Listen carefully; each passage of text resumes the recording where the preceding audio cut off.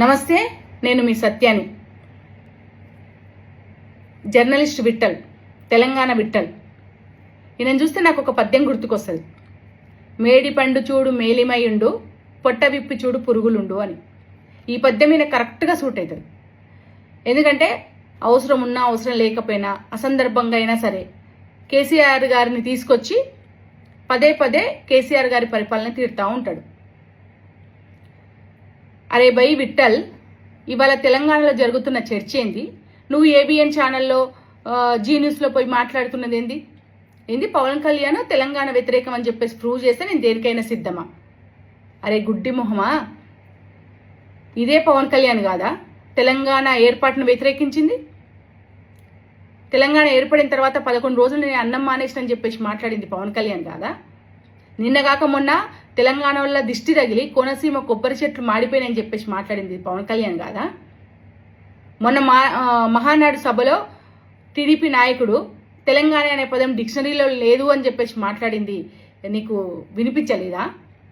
ఈ కాంటెస్ట్లో జూన్ 2వ తారీఖు రోజు మనం తెలంగాణ ఆవిర్భావాన్ని జరుపుకొని సంబరాలలో ఉన్న సందర్భంలో దాన్ని రెచ్చగొట్టడానికి, చెడగొట్టడానికి తెలంగాణ నవనిర్మాణం పేరుతో పవన్ కళ్యాణ్ సభ పెడితే ఆబ్వియస్గా వ్యతిరేకిస్తాం. ప్రభుత్వం వ్యతిరేకించింది, వాళ్ళు కోర్టుకు వెళ్తే కోర్టు పర్మిషన్ ఇవ్వలేదు, తెలంగాణ వాదులు వ్యతిరేకించారు, బీఆర్ఎస్ వ్యతిరేకించింది. నువ్వు తెలంగాణోడు అయితే వ్యతిరేకించు, లేకపోతే నోరు మూసుకొని కూసో.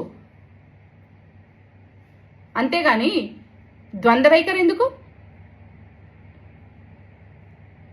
ఏం మాట్లాడినావు? 10 ఏళ్లలో కాసు బ్రహ్మానంద రెడ్డి గారి విగ్రహం ఎందుకు గులగొట్టలేదు కేసీఆర్ గారు? పార్కు పేరు ఎందుకు మార్చలేదు? పో, నువ్వు పోయి గులగొట్టుకో. నువ్వేం చేసినావు? మార్చిపో పేరు పార్కుది. దానికోసం మనం తెలంగాణ తెచ్చుకున్నది. తెలంగాణ ఎందుకు తెచ్చుకున్నాం? నీళ్లు, నిధులు, నియామకాలు. 10 ఏళ్ల తెలంగాణలో కేసీఆర్ గారు దాని మీద కదా కాన్సన్ట్రేట్ చేసింది. ఎంత అభివృద్ధి చేసుకున్నాం 10 ఏళ్లలో, ఎన్ని పథకాలు చెప్పనివి ఎన్ని అమలు చేసుకున్నాం. రైతు బంధు, రైతు బీమా, రైతు రుణమాఫీ, కాళేశ్వరం, మిషన్ భగీరథ, మిషన్ కాకతీయ, పాలమూరు రంగారెడ్డి ఎత్తిపోతల పథకం, మెడికల్ కాలేజీలు, ఏరియా హాస్పిటల్స్, కేసీఆర్ కిట్టు, దళిత బంధు, బీసీ బంధు, తండాలను గ్రామ పంచాయతీలుగా చేసుకోవడం, బతుకమ్మ చీరలు, ఐటీ కంపెనీలు, ఫ్లైఓవర్లు, గ్రామానికి రోడ్లు,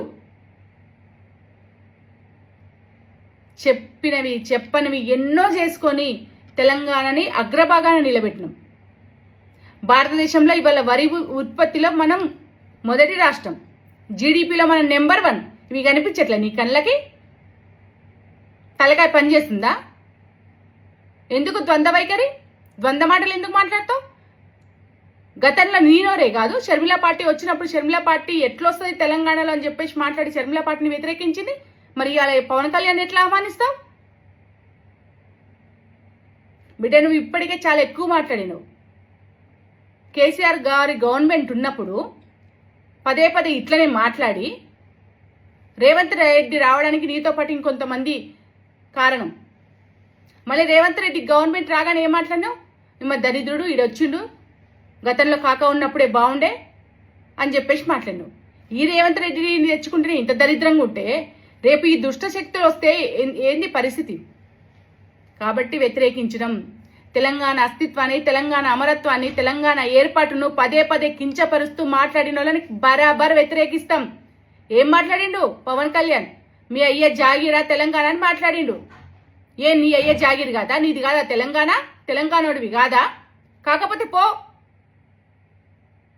ఈ గడ్డ మీద ఉండి ఈ గడ్డ బిడ్డనని చెప్పేసి జర్నలిస్ట్ ముసుగులో ఇష్టం వచ్చినట్టు మాట్లాడితే ఊరుకుంటామని చెప్పేసి అనుకుంటున్నావా? బిడ్డని ఈ చింతపండు అవుతుంది.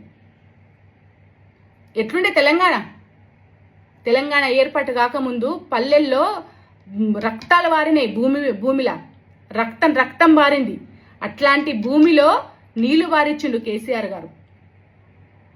పల్లెలు మరణ వార్తలతోటి, చావు కేకలతోటి నిద్రలు లేస్తుండే, ఇలా కోడి కూటలతోటి నిద్రలు లేస్తుండే. కనిపించట్లే మార్పు నీకు? బుద్ధి లేనోడా, తెలివి లేనోడా? మెంటల్ హాస్పిటల్ నుంచి ఏమన్నా వచ్చినావా? కడుపుకు అన్నం తింటున్నావా, గడ్డి తింటున్నావా? ఇంకొకసారి పిచ్చి పిచ్చి మాటలు మాట్లాడితే వీపు సింతపండు అవుతుంది. నీవు నీ మేధావితనము నీ గుడ్డితనం.